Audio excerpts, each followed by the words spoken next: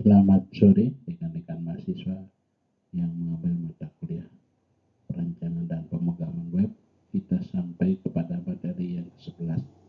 Namun kali ini materi saya sampaikan atau kita laksanakan secara daring ya. Kita akan bicara tentang autentikasi dan otorisasi. Nah, sebelumnya saya akan jelaskan dulu secara ringkas terkait materi perancangan dan pemrograman web 11 ini, yaitu memahami konsep dasar autentikasi dan otorisasi serta mengimplementasikannya secara tepat untuk memastikan keamanan dan privasi data dalam aplikasi. Nah, definisi autentikasi dan otorisasi ini penting dipahami ya. Kalau autentikasi itu adalah proses verifikasi identitas orang atau entitas untuk memastikan bahwa mereka adalah yang mereka klaim menjadi. Ya, ini memastikan bahwa hanya orang yang berwenang yang dapat mengakses sistem atau sumber daya. Ya. Sedangkan otorisasi adalah proses penentuan hak akses dan tindakan yang diizinkan bagi seseorang atau entitas yang telah diautentikasi. Ini lebih memastikan ya bahwa individu yang dapat melakukan tindakan sesuai dengan perannya dan hak akses yang diberikan. Mungkin untuk membedakan mana yang autentikasi dan otorisasi, saya kasih contoh ya. Autentikasi itu naik pesawat udara atau pesawat terbang ya. Itu adalah autentikasi, harus orangnya itu identitasnya harus sesuai. Sedangkan otorisasi itu seperti ingin menonton bola di bioskop ya. Itu tidak diharuskan orang tersebut, yang penting punya tiket, punya akses, sudah selesai, bisa dapat izin ya. Nah, kemudian sinergi. Di sini autentikasi dan otorisasi bekerja secara sinergi untuk memberikan keamanan yang kuat dalam sistem ya. Jadi autentikasi ini mengkonfirmasi identitas, sementara otorisasi dia mengatur hak akses ya dan tindakan yang diizinkan. Nah, apa tujuan daripada autentikasi dan otorisasi? Yang jelas pertama adalah keamanan ya. Autentikasi dan otorisasi bertujuan untuk melindungi sistem sumber daya dan akses yang tidak sah dan memastikan kerahasiaan, integritas dan kesetiaan informasi. Sedangkan kontrol akses di sini dengan autentikasi dan otorisasi, organisasi mendapat atau dapat mengontrol dan membatasi akses pengguna ke sistemnya atau aplikasinya. Data berdasarkan hak dan akses peran mereka. Nah, di sini dibutuhkan kepatuhan atau ketaatan ya. Autentikasi dan otorisasi yang efektif membantu organisasi memenuhi berbagai peraturan standar keamanan seperti GDPR, ISO 2001 dan PCI DSS. Apa saja prinsip autentikasi dan otorisasi? Yang pertama adalah keamanan, tentu ya, harus dijaga keamanan. Dan privasi informasi pribadi harus dilindungi ya, dengan memastikan autentikasi dan otorisasi dilakukan secara aman dan rahasia. Kemudian akuntabilitas, setiap tindakan yang dilakukan oleh pengguna harus dapat ditarik kembali, memastikan tanggung jawab dan transparansi. Kemudian fleksibilitasnya, sistem aplikasi dan otorisasi harus fleksibel untuk dapat beradaptasi dengan kebutuhan organisasi yang terus berubah. Selanjutnya, nah ini metode autentikasi kalau kita gambarkan sebagai sebuah piramida ya, yang verifikasi itu puncak piramida dilakukan dengan memasukkan username dan password. Nah, setelah itu divalidasi kredensial yang dicocokkan berbasis data ya, orang ini berhak atau tidak. Nah, kemudian otorisasi ini adalah pemberian hak akses berdasarkan hak pengguna ya, seperti tadi ya, sudah beli tiket bisa nonton bioskop, nonton bola ya, silakan. Nah, kemudian metode autentikasi yang biometrik yang menempel di diri manusia ya. Yang pertama pertama adalah metode biometrik ini identifikasinya unik. Dia menggunakan ciri-ciri fisik yang ada pada individu seperti sidik jari, pengenalan wajah, dan pemilihan iris mata atau retina mata. Kemudian tingkat keamanan sangat tinggi karena biometrik itu sulit dipalsukan. Kemudian kenyamanan pengguna biometrik ini memudahkan untuk mempersingkat proses autentikasi sehingga memberikan pengalaman yang lebih nyaman bagi pengguna. Nah, metode autentikasi itu ada yang dikenal dengan single sign on atau SSO. Ini adalah metode autentikasi yang memungkinkan pengguna untuk masuk sekali dan mendapatkan akses ke berbagai aplikasi tanpa perlu login ulang. Keuntungannya apa? SSO ini dia meningkatkan keamanan dan mengurangi beban pengguna, serta meningkatkan produktivitas maksudnya. Kemudian mekanisme dari SSO ini, pengguna login ke SSO pusat yang kemudian akan menyediakan token autentikasi yang dapat digunakan untuk mengakses aplikasi lain yang terintegrasi. Ini otorisasi berbasis pelan. Yang pertama, kontrol aksesnya harus diatur, ya. Ada yang bertransaksi, ini dia bisa ngapain gitu ya. Kemudian fleksibilitas pendekatan ini memungkinkan orang atau organisasi menetapkan dan mengubah hak akses secara efisien sesuai dengan kebutuhan bisnis dan dinamis. Jadi berjenjang gitu ya. Kalau misalnya bulan ini dosen dengan mahasiswa dan pegawai itu beda haknya di atas informasi. Kemudian keamanannya harus terkontrol. Otorisasi berbasis peran memastikan akses hanya diberikan kepada pengguna yang memiliki kewenangan sesuai dengan plannya tadi. Nah, otorisasi berbasis atribut. Atribut ini mengacu pada penentuan hak akses berdasarkan karakteristik atribut pengguna seperti jabatan, departemen, dan anggotaan. Kemudian kebijakan yang dinamis, otorisasi ini bersifat fleksibel dan dapat diubah secara dinamis sesuai dengan perubahan atribut pengguna tanpa harus mengubah aturan akses secara keseluruhan. Hal ini bertujuan agar efisien dan skalabilitas, ya, metode berbasis atribut yang lebih efisien dan menjangkau lebih banyak pengguna karena tidak terkait dan pada identitas atau individu pengguna. Nah, otorisasi berbasis kontak based control. Kontak akses ini berbasis mempertimbangkan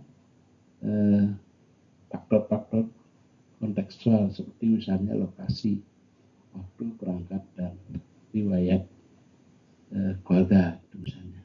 Itu bukan itu yang kontak ya. Kemudian kebijakan yang adaptif ini sistem operasi menggunakan kebijakan adaptif dan dapat menyesuaikan hak akses secara dinamis berdasarkan konteks terkini dan memastikan keamanan yang ketat. Kemudian berikutnya ada yang disebut dengan analitik konteks.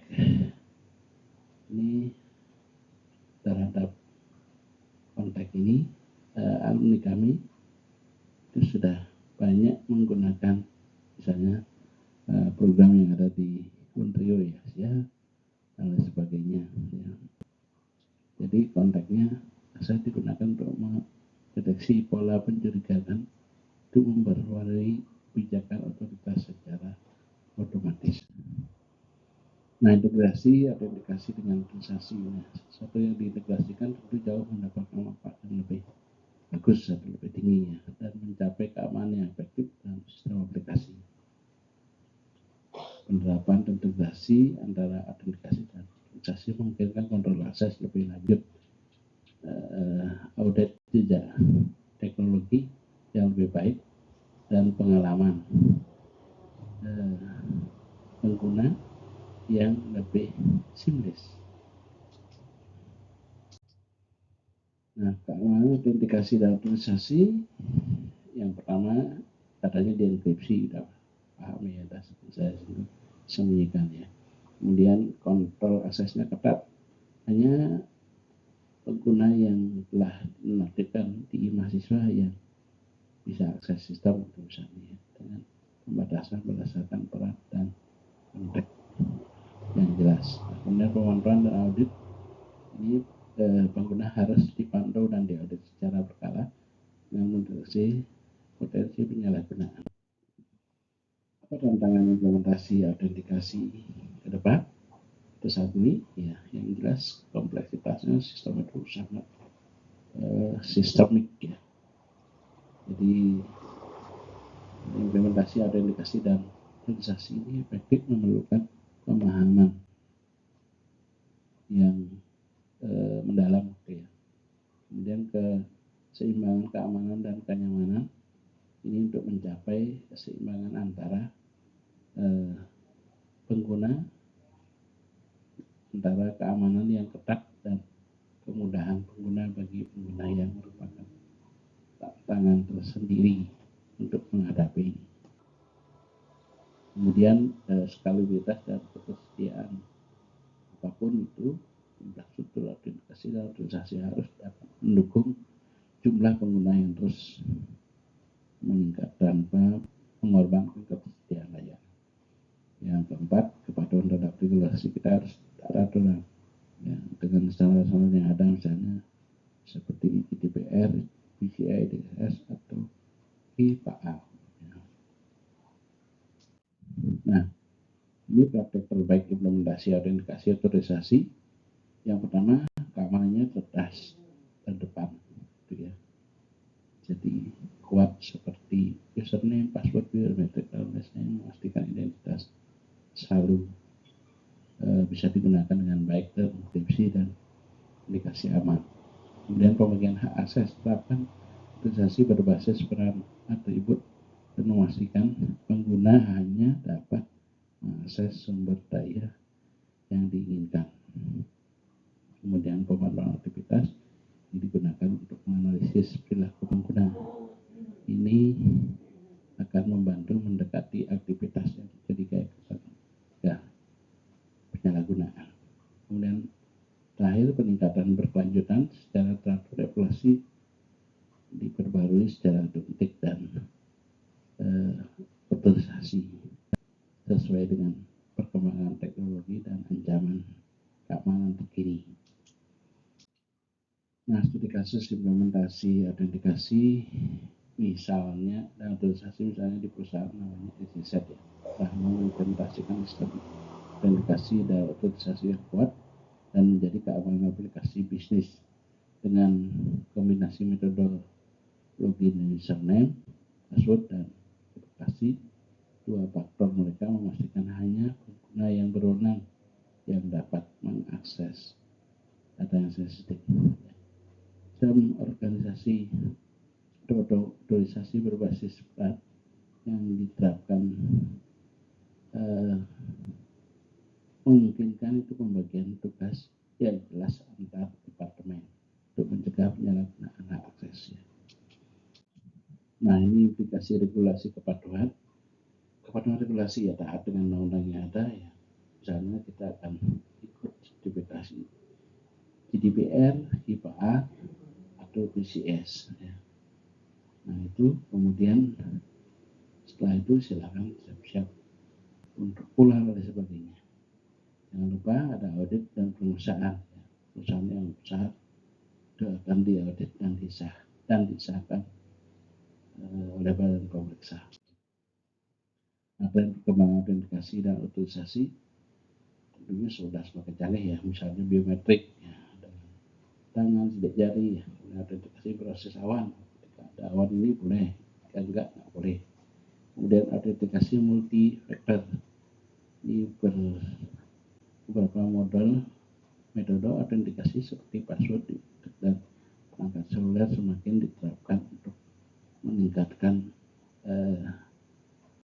keamanan akses ya.